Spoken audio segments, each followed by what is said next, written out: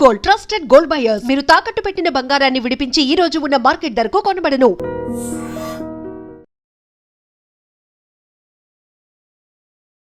నమస్కారం, welcome to I dream. ధర్మ మార్గం విత్ విజిత కార్యక్రమానికి స్వాగతం.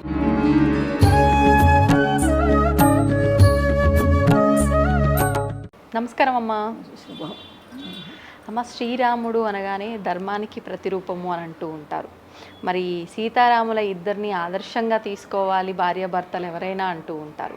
మరి శ్రీరామనవమి వచ్చింది అని అంటే ఎక్కడ చూసినా కూడా సందడి సందడిగా ఉంటుంది. స్వామివారి కళ్యాణం జరిపిస్తూ ఉంటారు. ఆలయాల్లో కానివ్వండి, వీధుల్లో కానివ్వండి, అందరూ ఒక దగ్గర మూకుమ్మడిగా చేరి స్వామివారి కళ్యాణం ఎంతో ఘనంగా జరిపిస్తూ ఉంటారు.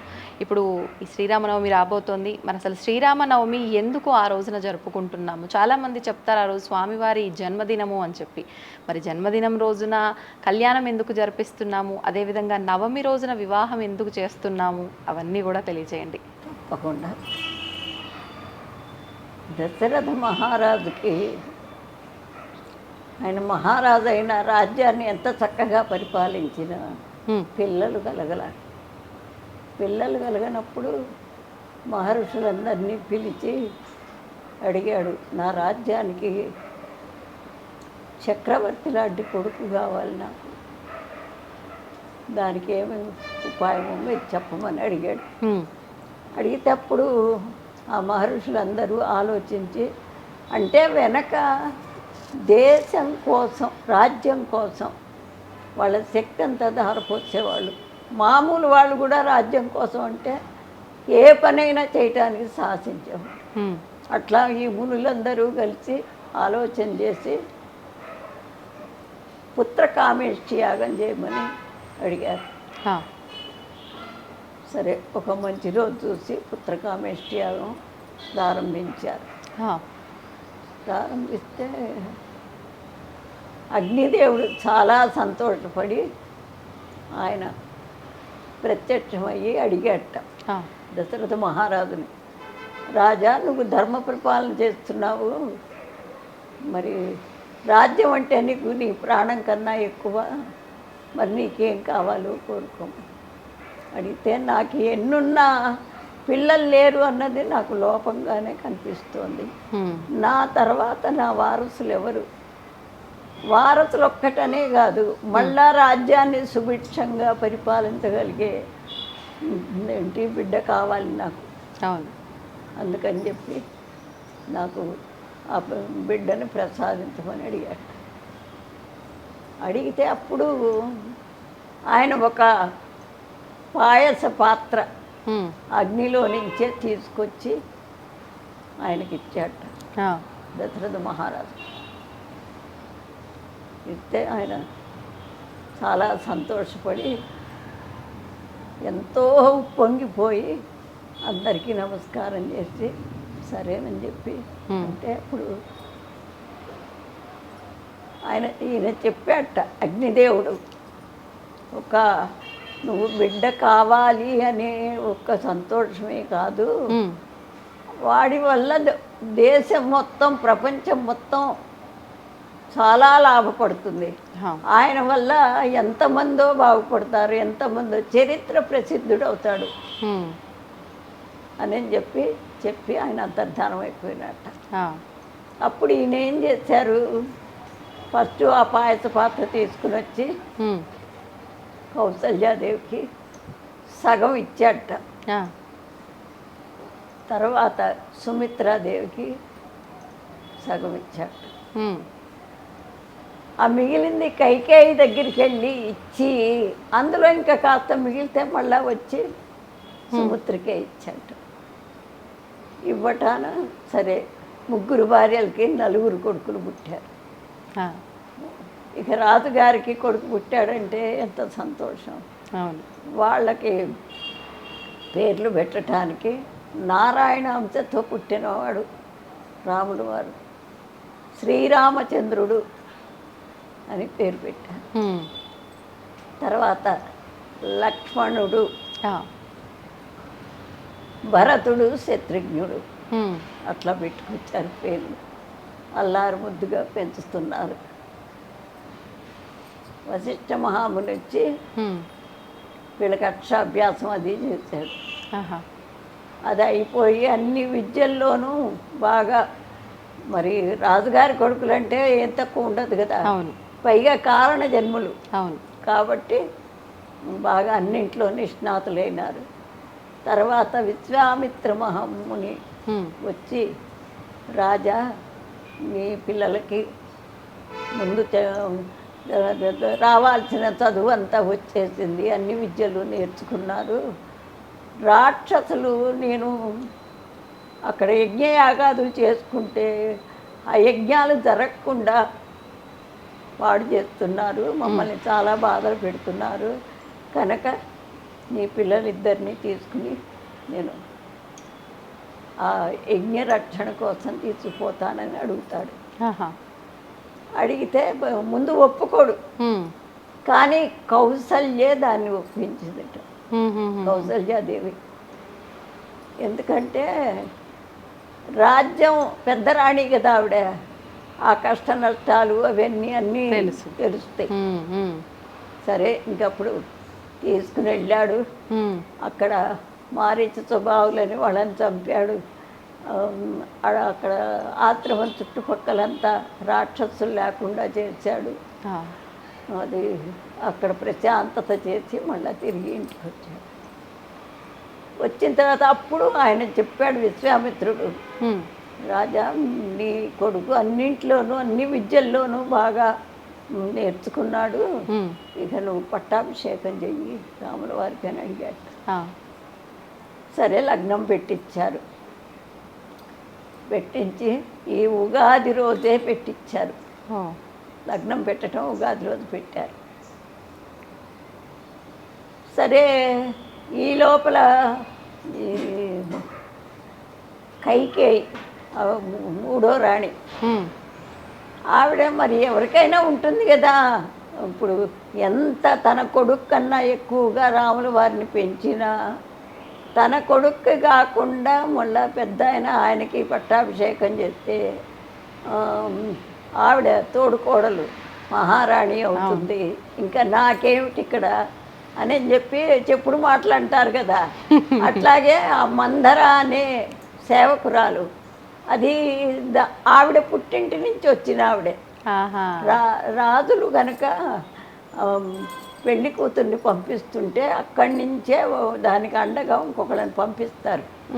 అట్లా పంపించారట మందరిని పంపిస్తే ఏ చిన్న విషయం కావాలన్నా చిన్నప్పటి నుంచి ఉండేది కదా అక్కడ, అట్లాగే చనువు ఎక్కువగా ఉండేదన్నమాట. ఈ మందర చాలా నూరిపోసింది, ఏమిటి ఆవిడ మహారాణి అయితే నిన్ను ఎక్కడ పెడుతుందో, నీకు గౌరవం తగ్గిపోతుంది, మరి అందుకని చెప్పి నువ్వు ఎట్లయినా సరే నీ కొడుక్కి యువరాజు పట్టాభిషేకం, ఆయన రాజు అయితే ఈయన యువరాజులాగా ఉండేట్టు చేయించమని అడుగుతుంది. అడిగితే అప్పుడు అట్లా అని కాకుండా ముందే అడుగుతుంది, ఒకప్పుడు నువ్వు నాకు వరం ఇచ్చావు, ఆ వరం ప్రకారం నేను ఇప్పుడు అడుగుతున్నాను, నా కొడుక్కి పట్టాభిషేకం చెయ్యాలి, రాముల వారిని అడవికి పంపించాలి 14 సంవత్సరాలు అంటే పాపం చాలా బాధపడ్డాడు. అందులో లేక అడిగాడు. అయితే ఇంకా వెంటనే ఈ కబురు రాముల వారికి తెలిసింది. ఎందుకంటే తెలియదే మనకి, ఏ చరిత్ర తెలిసినా తెలియపోయినా రామాయణం దాదాపు అందరికీ తెలుస్తుంది. ఎక్కడో చిన్న చిన్న పాయింట్లు తెలియవు కానీ టూకీగా చెప్తున్నా అందరికీ తెలుసు. సరే రాముల వారు వస్తారు తండ్రి దగ్గరికి. వచ్చి నమస్కారం చేస్తే అప్పుడు కైకేయి చెబుతుంది, మీ నాన్నగారు ఒక వరం ఇచ్చారు నాకు, దాని ప్రకారం రేపు పట్టాభిషేకం నా కొడుక్కి చెయ్యాలి, నువ్వు 14 సంవత్సరాలు వనవాసంలో ఉండాలి అని చెబితే తప్పనిసరిగా నాన్నగారి కోరిక నేను తీరుస్తాను తప్పకుండా అంటాడు. అది తర్వాత ఆయన పాపం చాలా బాధపడతాడు. సరే ఇతను వచ్చేసేసి తల్లితో చెప్తాడు. తల్లితో చెప్తే నీ ఇష్టం నాయన, నాన్న మాటను కాదని లేక వెళ్తున్నావు, జాగ్రత్త అని చెబుతుంది. చెబితేప్పుడు లక్ష్మణ స్వామి అన్నయ్యను అంటే రామాయణంలో అసలు భార్యాభర్త బంధము, అన్నదమ్ముల బంధాలు, తల్లి తండ్రి గౌరవాలు, బంధాలు అన్నీ చక్కగా ఈయన చేశాడు. అది మార్గదర్శకంగా అందరికీ తెలుసు. సరే ఇంకా పాట లక్ష్మణుడు కూడా తయారవుతాడు. తయారవుతే సరే అనుకుంటారు వెళ్ళటానికి. అప్పుడు సీతమ్మవారు అంటుంది, నేను ఇక్కడ ఉండను, నేను కూడా వస్తాను అని. వద్దని ఎంత చెప్పినా కూడా వినదనమాట. సరే ఆవిడ కూడా బయలుదేరుతుంది. రాజులు అవటాన ఉన్న నగలు నాణ్యాలన్నీ తీసేసి నార చీరలు కట్టుకుని, వనవాసం చేసేవాళ్ళు అవే కట్టుకుంటారు. కట్టుకుని ఇక బయలుదేరుతాడు. బయలుదేరి మధ్యలోనే అసలు కళ్యాణం సంగతి ఏమిటంటే, జనక మహారాజు స్వయంవరాన్ని ప్రకటిస్తాడు.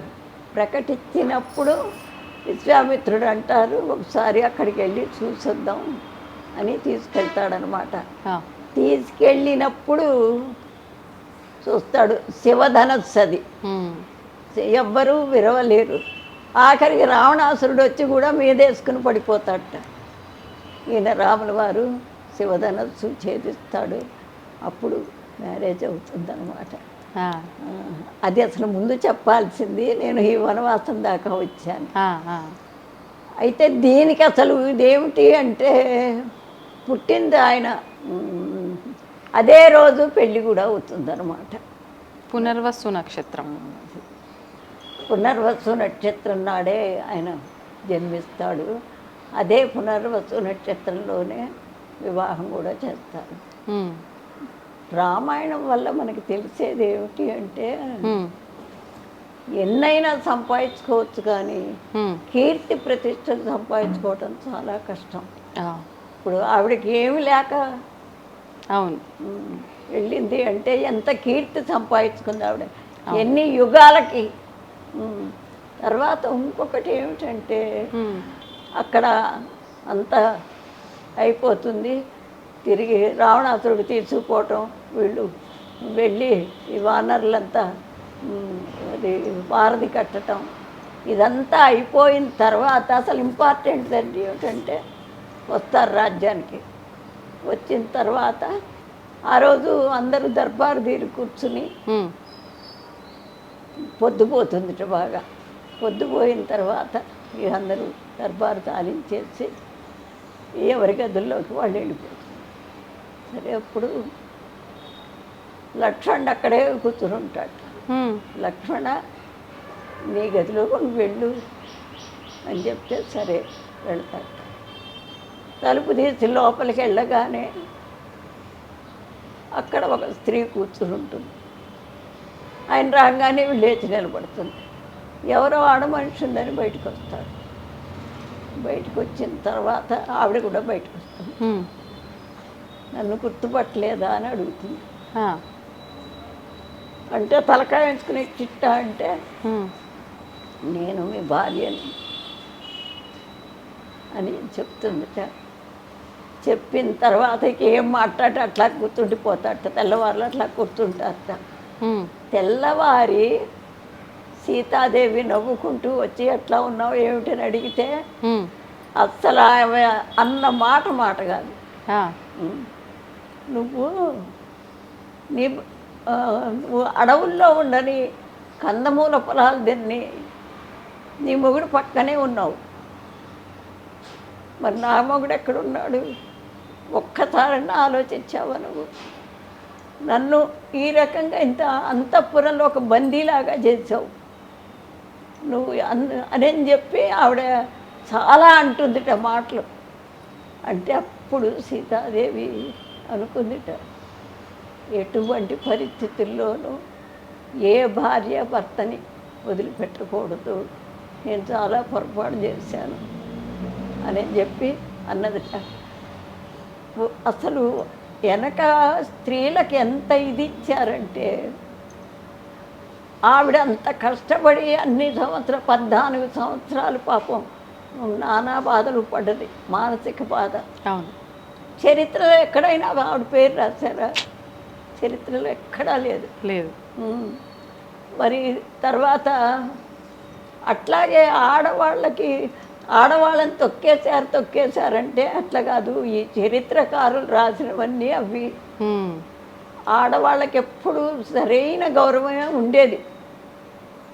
ఒకవేళ గౌరవం లేకపోయినా అదంతే కావాలని వాళ్ళు సరిపెట్టుకుపోయేవాళ్ళు. రామాయణంలో ముఖ్యంగా మనం తెలుసుకోవాల్సింది, ఎన్ని కష్టాలు వచ్చినా సంసారాన్ని విడిచిపెట్టకూడదు. ఆ సంసారం ఉండటం వల్లేగా పిల్లజల్లా ఉంది, వాళ్ళు ఉండటం వల్లేగా వంశం వృద్ధి చెందింది, ఆ వృద్ధి చెందటం వల్లేగా మళ్ళా ఇంకో ఫ్యామిలీ ఏర్పాటైంది. అందుకని అది మనొక్క సుఖం కోసం మనం చూసుకోకూడదు. మన మీద కొంత బాధ్యత ఉంది, ఆ బాధ్యతను మనం ఎంతో చక్కగా నిర్వర్తిస్తే మళ్ళా తరాలు కూడా అట్లాగే ఆ బాధ్యతను నిర్వర్తిస్తారు అని చెప్పి ఒక నీతి. ఇప్పుడు వాళ్ళకి ఏమీ లేవమ్మా, ఏమీ లేవు. అసలు సమాజం ఎంత భ్రష్టు పట్టిపోయిందో. అవును. అవి ఇప్పుడు అంటే ఇది గుడి, నా దగ్గరికి వస్తూ ఉంటారు కదా, ఇక చిన్న పిల్లలు చెప్పుకున్నట్టు మగ ఆయన పెళ్ళాన్ని గురించి ఇట్టా అని చెప్తాడు, ఆడ మనిషి మొగుడు గురించి ఇట్టా అని చెప్తారు. అసలు వాళ్ళల్లో వాళ్ళకు ఉండాలి, తప్పులు ఒప్పులు వాళ్ళే ఇది చేసుకోవాలి. వాళ్ళకి మీరితే పెద్దవాళ్ళని కూర్చోబెట్టి చెప్పుకోవాలి. అందుకని రామాయణం ఆదర్శంగా ఇప్పుడు వాళ్ళ రోజున అందరూ రామాయణం ఆదర్శంగా తీసుకోవాలి. మిగిలిన ఎంతమంది ఉన్నా, ఎన్ని తరాలు వెళ్ళినా, ఎన్ని యుగాలు గడిచినా, ఇప్పుడు భగవంతుడు అనేది శివుడు విష్ణుమూర్తి ఇవన్నీ చెప్పుకుంటారు, కానీ రాముడు కృష్ణుడు మనలాగానే జన్మనెత్తి భగవంతుళ్ళు అయిపోయినారు. అట్లాగే వాళ్ళని ఆదర్శంగా తీసుకోవాలి, ఎందుకంటే మన జాతిలో పుట్టినవాడు కాబట్టి. అది రామాయణం మనకు నేర్పేది. ఒకే నక్షత్రంలో పుట్టటాన ఆ నక్షత్రంలోనే పెళ్లి కూడా చేశారు. అందువల్ల పుట్టినరోజు మరి పెళ్లి రోజు రెండు ఒకే రోజు చేస్తారు. రామాయణం అంటే అది. పట్టాభిషేకం కూడా ఆ రోజునేనా అమ్మ? మరుసటి రోజు పట్టాభిషేకం మర్నాడు చేస్తారు. మర్నాడు చేస్తారు. ఓకే. ఇప్పుడు మా ఊళ్ళో ఉన్నాయన్నీ. ఎన్ని చేసినా ఇది ఒక గుణపాఠంగా నేర్చుకోవాలి. భక్తులు కూడా ఏదో నామినల్గా వచ్చి అటెండెన్స్ వేసుకున్నట్టుగా గుళ్ళో వేసుకుని పోకూడదు. కొన్ని నేర్చుకోవాలి దాని గురించి. ఇప్పుడు కొంత చిన్నప్పుడు తల్లిదండ్రి చెప్తారు, కొంచెం పెద్ద అయిన తర్వాత ఇక అసలు మన లెక్చరర్స్ చెప్తారు, పంతులు గారులు చెప్తారు చిన్నప్పుడు. తర్వాత పెళ్ళైన తర్వాత భర్త చెప్తాడు. ఇంతమంది చెప్పినా మన మనసు ఎటుపోతుందంటే మన జ్ఞానం అంతా ఎటుపోయింది. మంచి చెడు ఆలోచన శక్తి మనకు ఉంది కదా, ఉన్నప్పుడు ఆలోచించుకోవాలి. ఒకవేళ పొరపాటే, అవతల వాళ్ళదే పొరపాటే, క్షమించే శక్తి నీ దగ్గర ఉంటే వాడు రెండోసారి మళ్ళీ పొరపాటు చేయడు. ఒకవేళ 2 సార్లు 3 సార్లు చేసిన తర్వాత సర్దిద్దుకుంటాడు. క్షమించే గుణం ఉంటేనే ప్రపంచం నడుస్తుంది, లేకపోతే నడవటం కష్టం. నిజమమ్మా మీరు చెప్పింది. అందుకనే అంటే ఒక రామాయణము, ఈ రాముల వారికి సంబంధించిన విషయాలు వింటేనే అన్ని బంధాలకు సంబంధించిన ఎలా ఉండాలి, ఏంటి అసలు భార్యాభర్తలు ఎలా ఉండాలి ముఖ్యంగా ఇదంతా అర్థమవుతుంది నిజంగా. అందుకే ఆదర్శంగా తీసుకోవటం. ఇప్పుడు రాముడు ఒకళ్ళ కోసమే, రాజ్యం కోసమే జీవించాడు. అవును. తన కోసం కానీ, తల్లిదండ్రుల కోసం కానీ, భార్య కోసం కానీ కాదు. లాస్ట్ ఆయన నోటెంబడి ఎప్పుడు వీళ్ళందరి మీద ప్రేమ ఉన్నది, మాటలు రాలా. చివరికి మీరు చూసుకోండి, సీతాదేవి లాస్ట్కి ఏంటి లవకుశలు యుద్ధం చేస్తారు. చేసిన తర్వాత అప్పుడు సీత దగ్గరికి వచ్చి క్షమించమని కూడా అడుగుతాడు. మ్మ్. అడిగి రమ్మంటే రానంటుంది మ్మ్. అని ఇక తన పొరపాట్లు కొన్ని చెప్తాడు, తన తప్పులు కొన్ని చెప్తాడు, ఇందుకోసం ఇట్లా చేశాను అట్లా చేశానని. మ్మ్. అయినా కానీ నవ్వుతుంది, ఏమందు. ఇక తను భూదేవిలోకి వెళ్ళిపోతుంది. మ్మ్. అంతకన్నా పెద్ద బాధ ఇంకోటి ఉంటుందా? అవును, అంతా అయిపోయిన తర్వాత పట్టుకుంటే ఏమొస్తుంది? అంతే కదా. అందుకని చరిత్ర మనం చదివాము అంటే అంతా నేర్చుకోలేము, ఎవ్వరూ కూడా అంతా నేర్చుకోలేరు. అది దాంట్లో కావాల్సినవన్నా మంచివన్నా మనం తీసుకోగలగాలి, దాన్ని అమలు చేయగలగాలి. ఎప్పుడూ కూడా మనము చేస్తేనే దాన్ని ఇతరులకి చెప్పాలి, మ్మ్. లేకపోతే మనం చేయకుండా చెప్పేది అసలు ఉండనే ఉండదు. ధన్యవాదాలు.